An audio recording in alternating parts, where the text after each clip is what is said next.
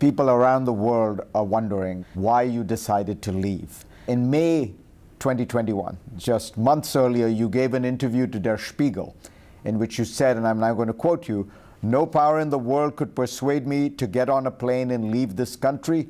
It is a country I love and I will die defending." But you did get on a plane and leave the country. Why? I did get on a plane because it became impossible to defend it. From the presidential ground, all the presidential protection force melted and put on civilian clothes. The Minister of Defense had left. I was ready to go to the Minister of Defense because he had called me that Kabul could not be defended, and I said, I'm going to come to the ministry. The ministry was empty. He was on a plane. I was the last to leave, and the reason I left was because I did not want to give the Taliban and their supporters the pleasure of yet again humiliating an Afghan president and making him sign over the legitimacy of the government. I've never been afraid. You've seen repeatedly rockets have come, landed around me, and I've not moved. But to surrender and be humiliated, and it was a split-second decision because they had entered Kabul and the embassy, the US embassy, had already evacuated the embassy at 9 o'clock. One of the things in the report it says that you and your national security advisor, and more your national security advisor, began to worry that the Presidential Guard itself would assassinate you. Were you not sure of the loyalties even of your own personal Presidential Guard? There was firing in the morning when I was in a meeting. I don't know who started firing, but it was very close. So they asked me to go inside. Cooks in the presidency were found with instruction. I think one was being offered $100,000 to poison me. So it is an environment that one needs to understand. You get into a helicopter, and when you take off, where do you think you're going? I thought I was going to the airport. It took off northwards, so after 15 or 20 minutes, I realized that we were not going to the airport. So I asked the National Security Advisor, and he said the airport was not safe. And on the plane, a decision was made then on the helicopter to go to Uzbekistan. There no preparation had been made anywhere else, as all the documentation shows, because I had no plans of leaving. You didn't have your passport with you? No. You didn't have your personal belongings with you? Nothing.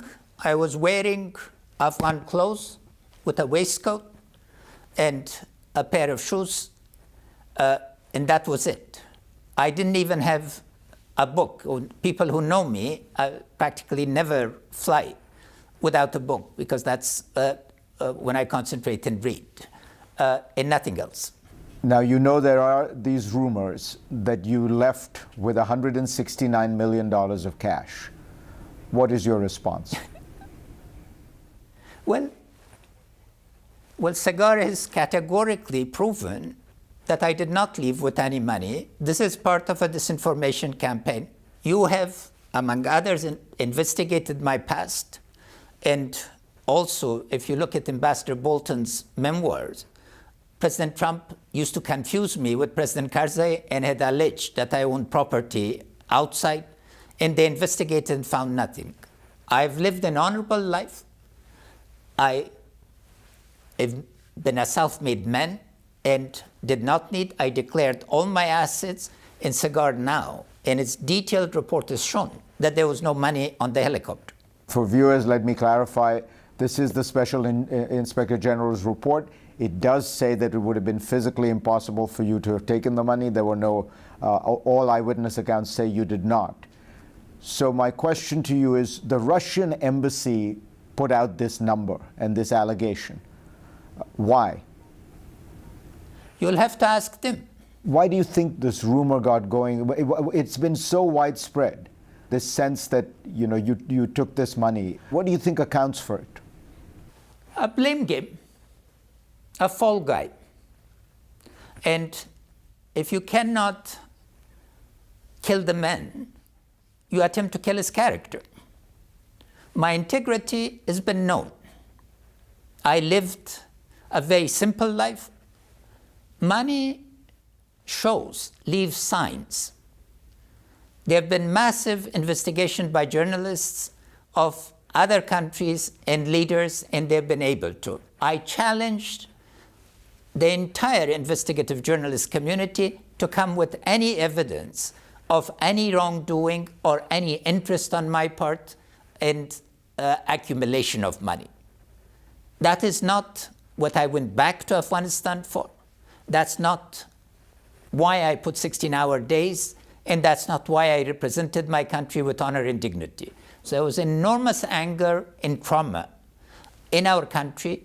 We are a traumatized people, and trauma produces fear, and fear is directed in order to prevent our national unity and coming together. Many people make the analogy between you and President Zelensky, and they say Zelensky stayed and rallied his country and you left. What do you think of that comparison? Well, the comparison should be made between 2014, when I became president, and not 2021. We have been fighting for 42 years. Our trauma was deep. Our people were tired of killing, and our people wanted an end to the bloodshedding. Second, President Zelensky was informed in detail by the CIA of the forthcoming Russian invasion. We were not offered a single piece of paper by our allies. The other comparison again is Europe stood, the whole NATO, United States, Australia, other countries rallied to Ukraine, but that is similar to the 1979 invasion of Afghanistan by the Soviet Union. Then again, a lot of people stood with us and appreciated and increased the scale. But this was a time in 2021 when support for staying in Afghanistan after President Biden's decision had gone. It was an irreversible decision. And people were fundamentally asking, if we are going to fight another round of civil war, what's the end? What's the conclusion? Do you feel betrayed by the Americans? I don't use those types of words because our trauma, our pain, needs not to go to the direction of betrayal or blame. We need to focus on what is now in front of us. We need to draw lessons from the past and deal with the present. Our country is in dire condition. I do not have the luxury to engage in blaming or sense of betrayal. Superpowers, big powers, decide on the basis of their national interest. What I hope is that they've considered the implications of those. You think that Trump accord with the Taliban was a disaster? It was. Everybody in the agreement. We had an Afghan-owned and Afghan-led peace process. We created the first real ceasefire. And if you look at the December evaluation of the OD report, it says in the last 18 years, there's never been as big an opportunity for a political settlement as now. And then our intern Afghan-owned and led process was hijacked. We were excluded from the peace table, and the peace process was incredibly flawed.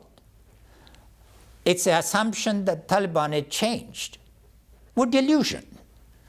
The process violates everything that from Acheson and Marshall to Kissinger and Baker regarding preparation, regarding organization. We never got to discussions. It was all foreplay. Yet, In 2017, you interviewed me right after that, when President Trump announced his Afghanistan and South Asia strategy. President announced that it would be a condition-based agreement. They are never going to repeat the mistakes of a time-bound. Yet in 2019, Secretary Pompeo was seeking a time-bound agreement and then signed on February, had signed, in his presence it was signed, a time-bound agreement. This agreement was supposed to be conditional, but none of the core conditions was not only observed. The government, our partner, the government of the United States, became the enforcer of the Taliban agreement on us, threatening us with cutoff of aid, with every conceivable form of pressure to release 5,000 of the most hardened criminals, etc.